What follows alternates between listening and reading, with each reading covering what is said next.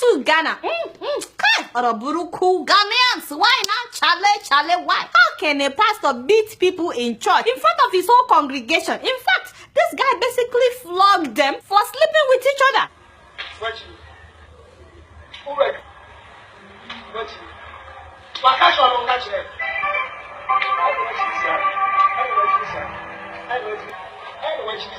No, really, which Bible is he reading? Would Jesus do this? Is this how to correct people? And then they wonder why a lot of young people don't want to go to church. You cannot discipline them at home, considering the fact that he said that he adopted the two of them, you know, the boy and the girl. The boy is 16, the girl is 14, and he said that they've been living with him for years. If you must discipline them in front of the church, why can't you talk to them about the consequences of their choices? Seriously, what kind of church is this? And all these people were sitting there watching him beat them harder.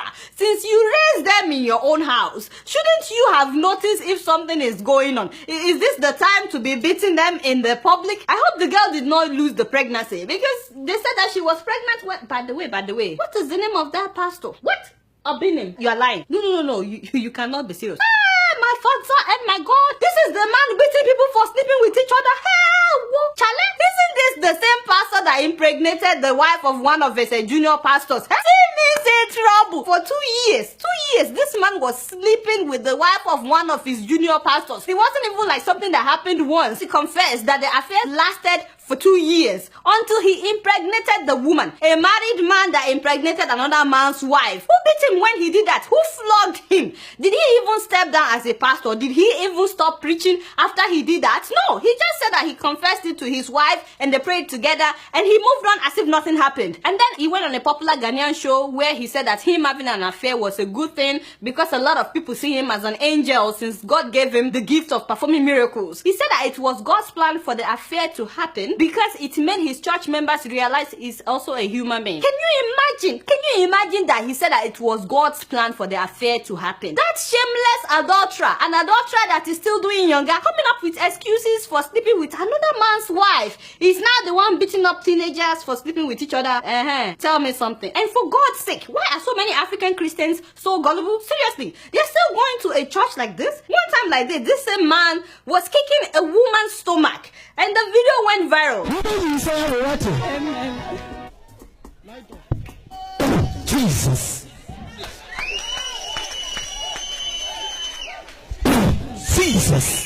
People said that the woman was pregnant, but he said that, oh, she wasn't pregnant, she just had fibroid, and he was trying to cure the fibroid. And I was like, whatever, I don't care. He has no right to kick anybody's stomach, not to talk about another man's wife's stomach. Are you kidding me? The same pastor would lay on people in the name of healing them or in the name of doing deliverance. Yes, I mean, just imagine. He likes to lay especially on women. I don't know what it is with him and women. And I've read somewhere that part of the miracles that he performs is to help women get bigger breasts and bigger butts. I was like, oh, shut up, Polly, the way you get excited when you hear just that. Get out. And bigger breasts and bigger butts. I said, I did not read this in the Bible. Which Bible exactly is this man following? The most ridiculous thing was when he claimed that he could make a man's private part bigger. What have these people turned a church into? And he actually had a man pull down his pants in the church in front of everybody, and everybody was seeing his manhood in the name of miracle. I said, don't show it. What is wrong with you? We are not showing that. I beg, take it, sir. I don't want the photo and I don't want the video. I beg. Hey, we are not showing that. Thank you. What kind of nonsense is going on in so many churches of nowadays? He's clearly taking advantage of people who are naive. Ghana.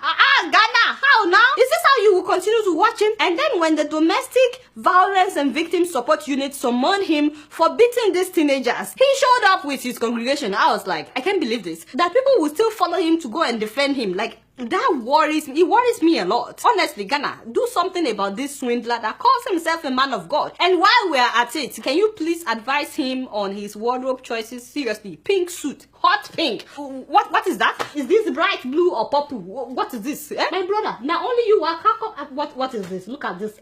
Seriously, this is 2016. I honestly hate when someone takes advantage of people, especially when they use the name of God.